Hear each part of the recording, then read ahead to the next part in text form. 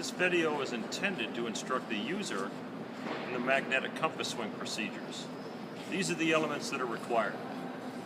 First of all, the proper reference material, 4313. We're going to need a compass correction card, the plexiglass 1000, a non-ferrous screwdriver, a handheld compass, and finally the compass rose.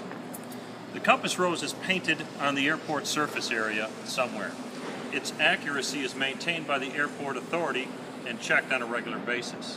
What we're going to do in this case is we're going to use the handheld compass to ensure that the compass rose is physically aligned with magnetic north.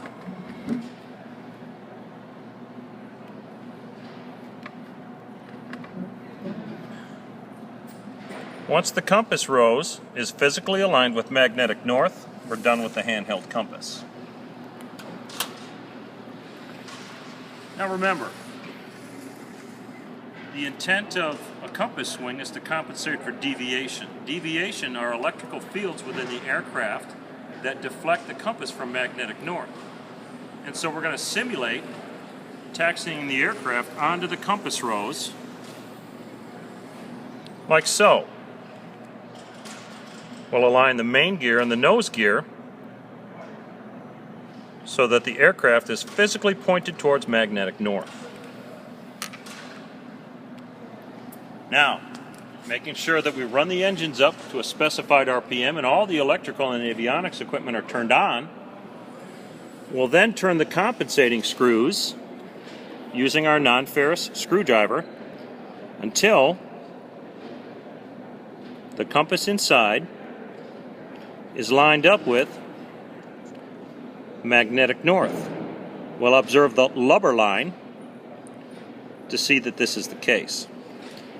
Now, once we're lined up on magnetic north,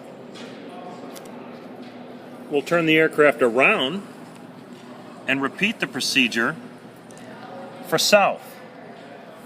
You may not be able to get it perfectly on south, but what you'll do is you'll split the difference between north and south. So we see that there's about a 10-degree difference. We'll simply get it as close as possible to both north and south and accept the difference. This procedure will be repeated on the cardinal headings of west,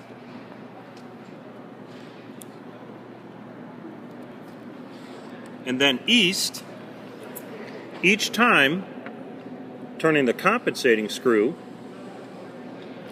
and accepting the difference between east and west. Once we've accomplished this, now we're ready to fill out the compass card. In this case, we're going to start out on a heading of 030.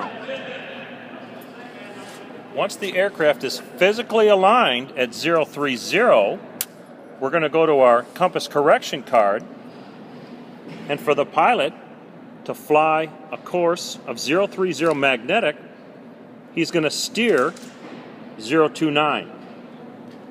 This procedure will be repeated each 30 degrees, filling out the information on the compass correction card each time.